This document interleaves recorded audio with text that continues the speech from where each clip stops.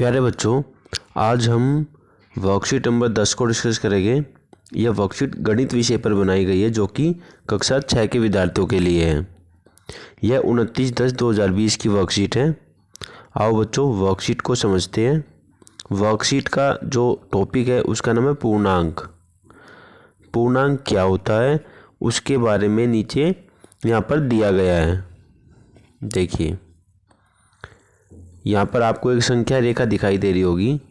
ये पूर्णांक संख्या रेखा है।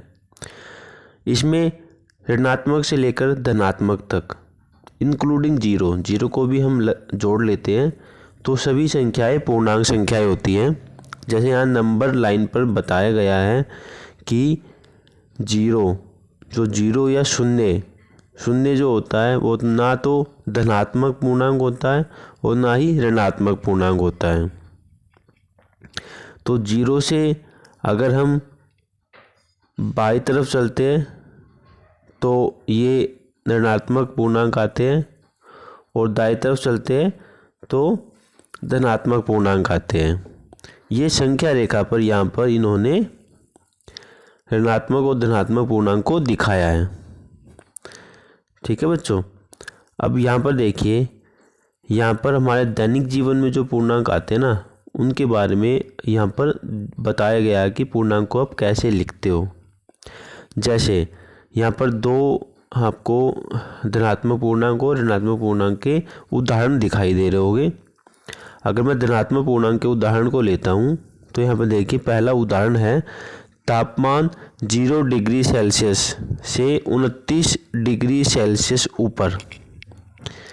ठीक है, यानी ये तापमान क्या हो रहा है, बढ़ रहा है। ठीक है ना, बढ़ रहा है तो यहाँ पर जो पूर्णांक आएगा वो धनात्मक पूर्णांक आएगा। अगर हम किसी भी चीज़ को बढ़ाते हैं तो वो जमा के निशान से दिखाई जाती है। तो यहाँ पर ये आ जाएगा जमा 29 डिग्री सेल्सियस।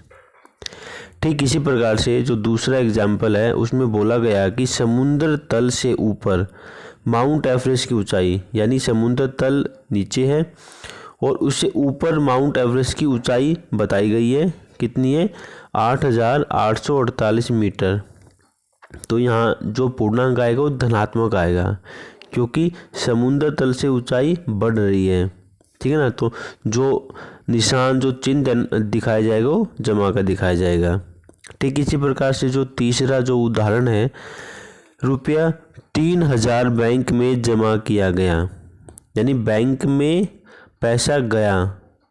ठीक है, तो क्या हुआ, बैंक में जुड़ गया पैसा, तो यहाँ क्या होगा, जमा का निशान आएगा, तो जमा 3,000 रुपया।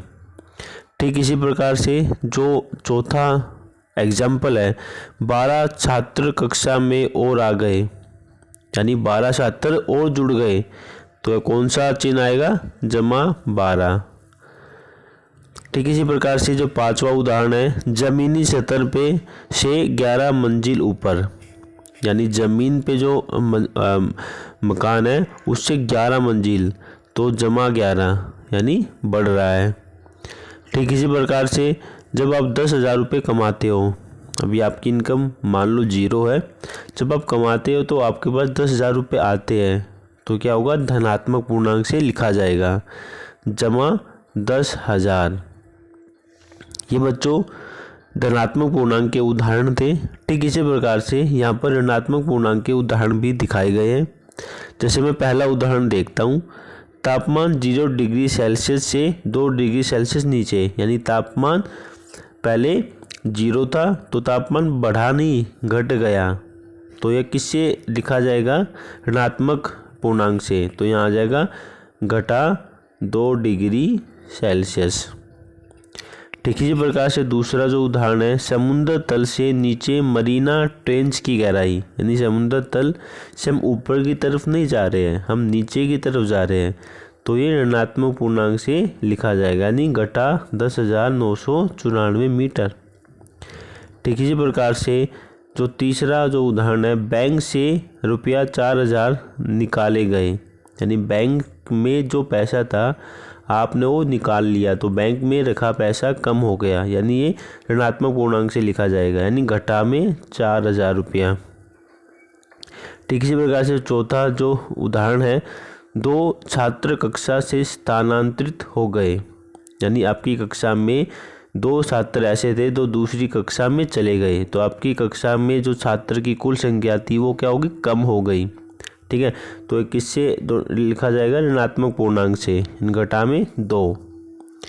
ठीक इसी प्रकार से जो 5वां उदाहरण है, जमीनी स्तर से 1 मंजिल नीचे की पार्किंग, यानी ग्राउंड फ्लोर जिसको कहते हैं, जमीन स्तर पे होता है, तो उससे 1 फ्लोर नीचे एक पार्किंग थी, तो यानी बेसमेंट कहते हैं इसको हम, तो एक घटा में 1 यानी ऋणात्मक पूर्णांक से लिखा जाएगा।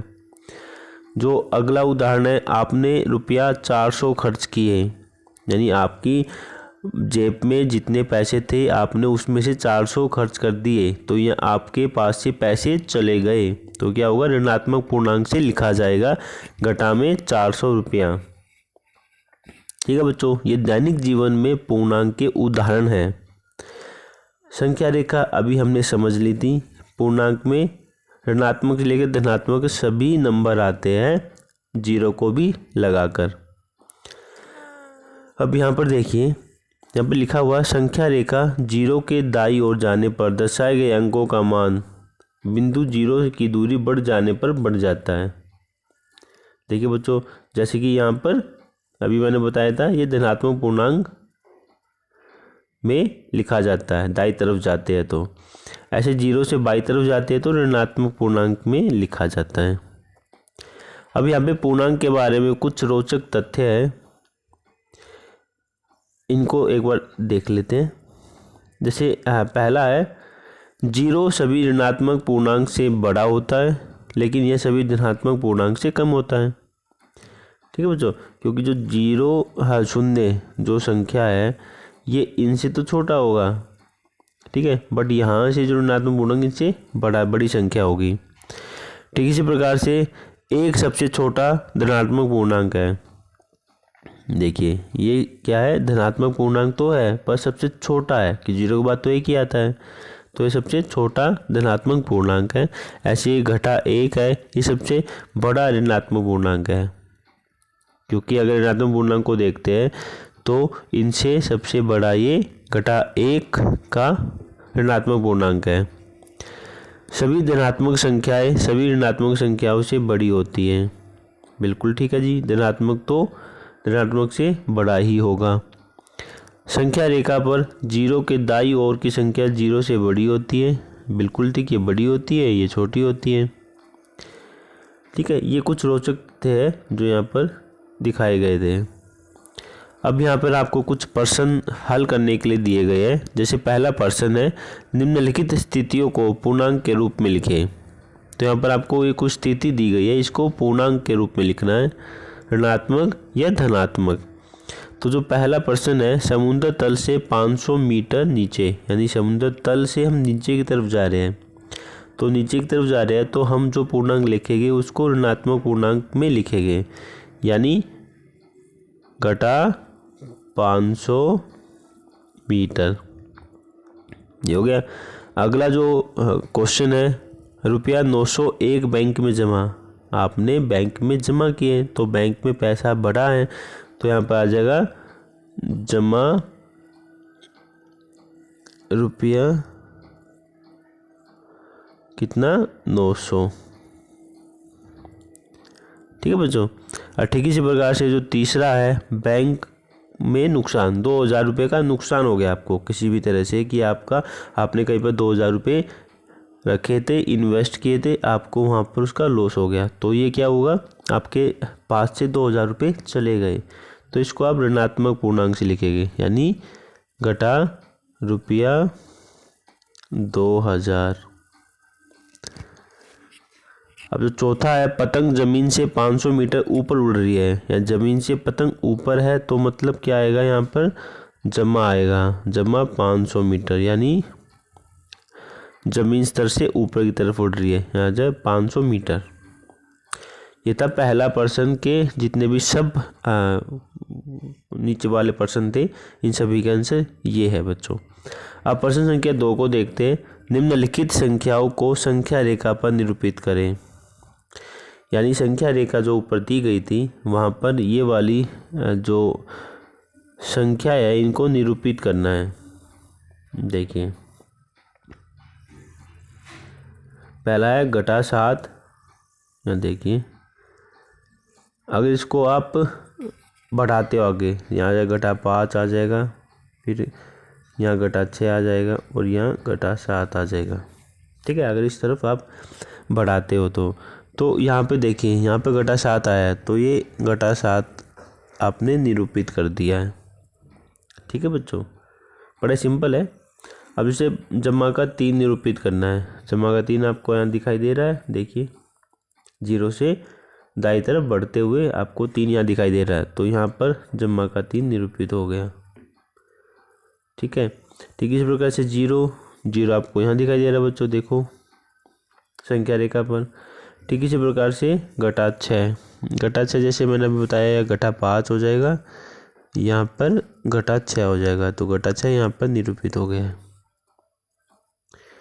ठीक है, संख्या रेखा पर ये जो संख्या है ऋणात्मक या धनात्मक ये कहाँ पर आती है आपको यह बताना है। तो बच्चों आज की वर्कशीट में केवल 2 ही क्वेश्चन थे। यह वर्कशीट यहीं पर पूरी होती है। Thank you.